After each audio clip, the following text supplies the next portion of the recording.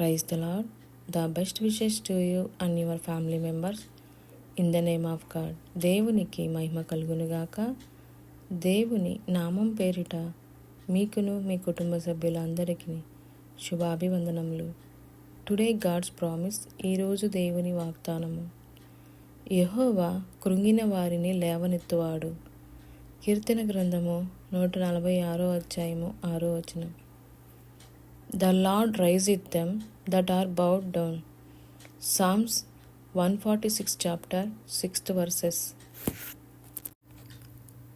ప్రియమైన సహోదరి సహోదరులారా, ఈ ఉదయకాల సమయంలో దేవుడు మనందరితో ఈ వాగ్దానం ద్వారా మాట్లాడుచున్నాడు. అదేమనగా, యెహోవా కృంగిన వారిని లేవనెత్తువాడు. మనం ఏ విషయంలో కృంగిపోయి ఉన్నామో, నీవు కానీ నేను కానీ ఈ వాగ్దానం వింటున్న ఎవరైనా సరే, మీరు ఏ విషయంలో కృంగిపోయి ఉన్నారో దేవుడు మాట్లాడుతున్నాడు. కృంగిపోయిన వారిని లేవనెత్తువాడు యెహోవా. నిజమే, మన దేవుడు ఆదరణకర్త. మనము ఏ విషయంలో అయినా బాధపడి దేవుని యొద్ద మొరపెట్టినప్పుడు దేవుడు తప్పకుండా మనల్ని ఆదరణకర్తగా మన యొక్క బాధని ఆ యొక్క విడుదలని చేసి దానిలో నుంచి లేవనెత్తి మనల్ని నిలబెట్టే దేవుడుగా మన యేసుక్రీస్తు ప్రభువారు ఉన్నారు. కాబట్టి ఎవరైనా సరే కృంగిపోయిన పరిస్థితులు ఉన్నప్పుడు, నెమ్మది లేని పరిస్థితులు ఉన్నప్పుడు దిగులు చెందక దేవుని యొద్దే మన హృదయంలో ఉన్న బాధని, ఆ కన్నీటిని మనం కుమ్మరించినప్పుడు దేవుడు ఆ యొక్క అనారోగ్య సమస్య అయినా, మరి శ్రమ అయినా, బాధ అయినా, విచారమైన ఆయన వాటన్నిటిలో నుంచి, ఆ కృంగిపోయిన పరిస్థితుల నుంచి లేవనెత్తుతాడు.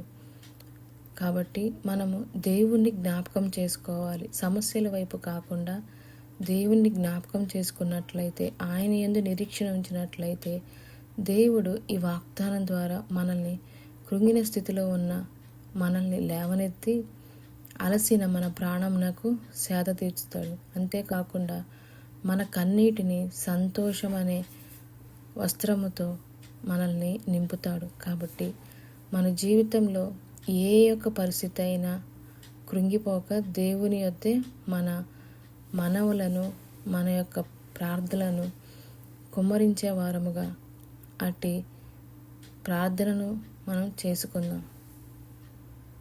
ప్రార్థన.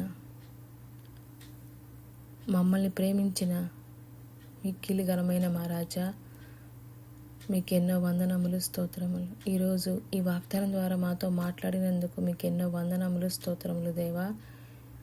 తండ్రి, ఈ వాగ్దానం ఎంతమంది అయితే వింటున్నారో వారి జీవితంలోనూ, మా అందరి జీవితంలోనూ నిన్నే ఆశ్రయించి మా సమస్యలు ఏదైతే ఉన్నాయో అవన్నింటి కూడా మేము కృంగిపోక నీ సన్నిధిలో మొరపెట్టి నువ్వు ఆదరించే ఆ మాటలతోటి మా ధైర్యం నింపుకొని మేము మరి ఈ పరిస్థితులన్నిటిలో నుంచి లేవనెత్తగలిగిన వారముగా అట్టి కృపను దయచేయమని, అట్టి ఆదరణ దయచేయమని నజరైన యేసుక్రీస్తు అతి పరిశుద్ధ నామమున అడిగి వేడుకొని పొందుకొని ఉన్నాము తండ్రి. ఆమేన్.